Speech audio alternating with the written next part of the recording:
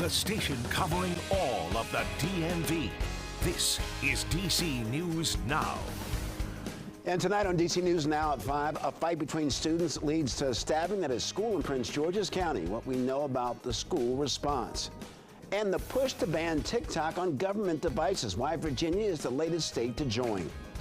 And later, Stretch Your Dollar, we share with you ways on how to save money at the pharmacy as flu, RSV, and cold cases are on the rise. And thank you for joining us for DC News Now at 5. I'm Mark Hall. Let's check in with weather forecaster Brittany Ward, who's in for Damon Matson. Brittany, the weekend is here, and there's no better time to talk about the weather. Yeah, you know what, Mark? It's going to be a beautiful weekend out there filled with lots of sunshine, but it will be a little bit chilly. Satellite and radar is showing you just seeing a few clouds across the area. We're mainly going to be quiet as we head into our evening, with the exception of the mountain counties. We could see a few upslope snow showers, very light as we head into those overnight hours, but temperatures right now across the DMV, they're still on the mild side. 47 there in DC, 47 as well as Fredericksburg, Virginia. Then you head further off to the north. We're starting to see them dip down just a tad bit into the upper 30s to lower 40s. So if you are going to be heading out, well, again, we're going to be seeing that mixture of clear skies, and those clouds will begin to roll in by that 6 o'clock hour. Still seeing those temperatures dipping down into the lower 40s. We hang on to the lower 40s as we head into that 7 and even 8 o'clock hour. But tonight, Mark, it's going to be a little bit chilly out there. We're seeing our lows dipping down into the 20s. So any Friday night plans, definitely have that jacket on hand. Now, heading into the weekend, that's when we are mainly staying dry, and it looks like towards our rain chances, we're going to be dry as we head into the next couple of days, and it looks like next Thursday will be the next chance for us to see some rain showers work their way into our area. So definitely keep it here. We'll have a check of that forecast coming up in just a bit. All right, Brittany, thank you. New details on a stabbing at a school in Prince George's County. This afternoon, we talked to parents and students who are very concerned about what happened.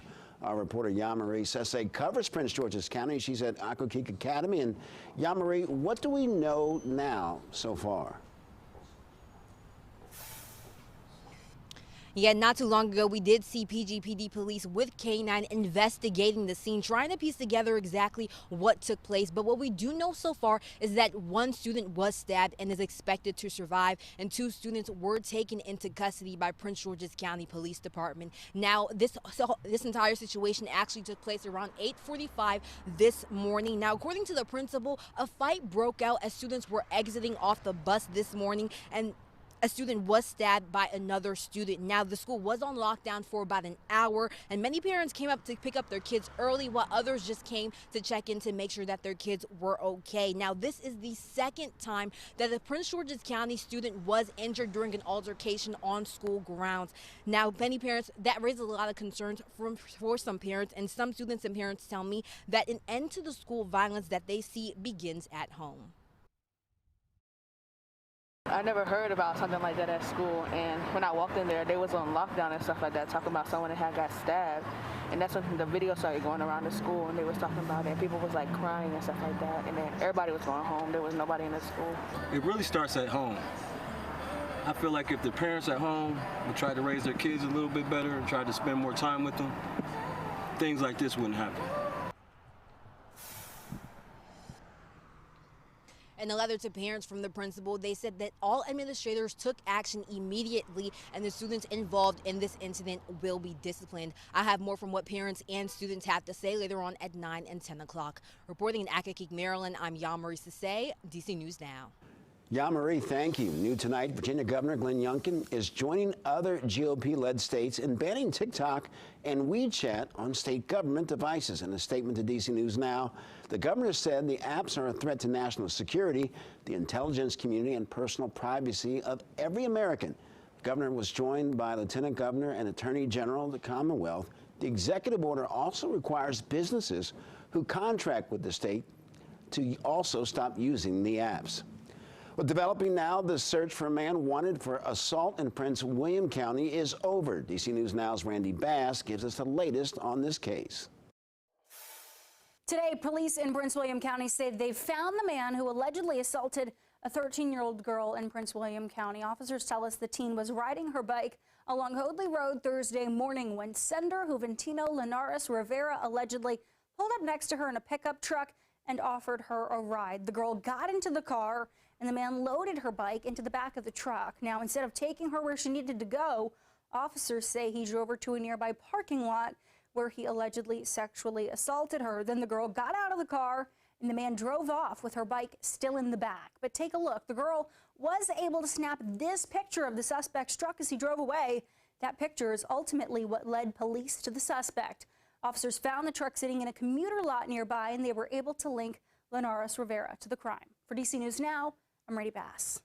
New tonight, a jury found 3 men guilty of several felony charges in gang-related murders back in 2016 and 2017. Investigators say the 3 suspects played a key role in a feud between 2 neighborhoods. They also say they were tried for multiple felonies, including 2 counts of murder, several counts of possession of firearms, and 7 counts of obstructing justice.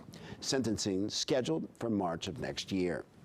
D.C. Mayor Muriel Bowser announced a $1.16 billion spending goal to help small businesses. It's part of the city's Small Business Enterprise Opportunity Guide, or Green Book, for the new year. The goal is to spend $60 million more than last year's goal.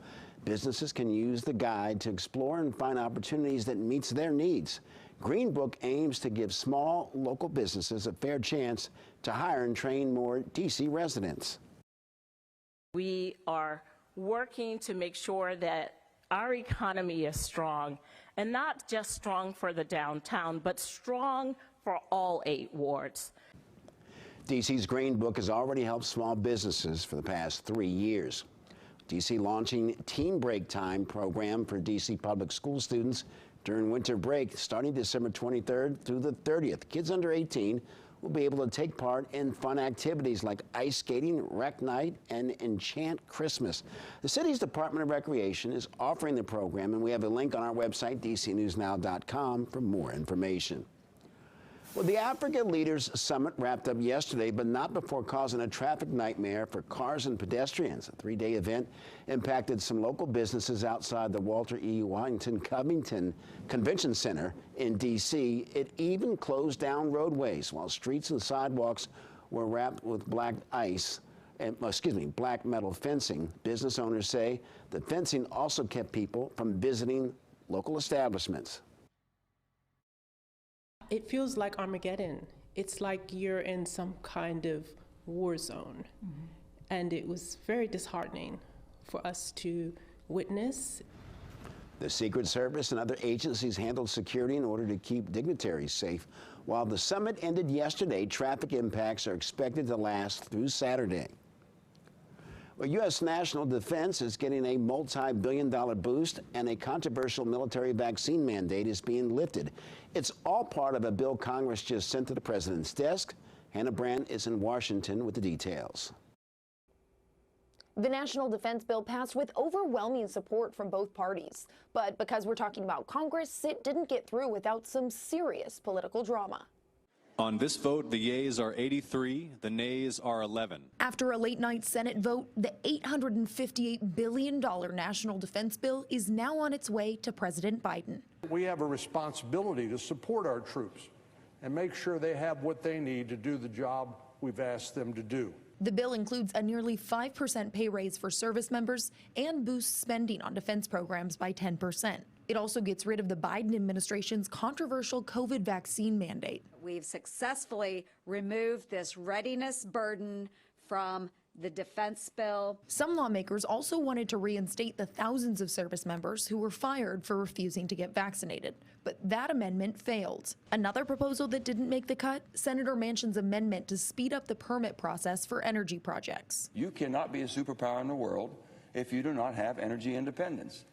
And you can't be secured if you don't have energy independence. Ultimately, lawmakers say the final package will help the defense budget keep up with inflation and keep the U.S. military competitive with countries like China and Russia.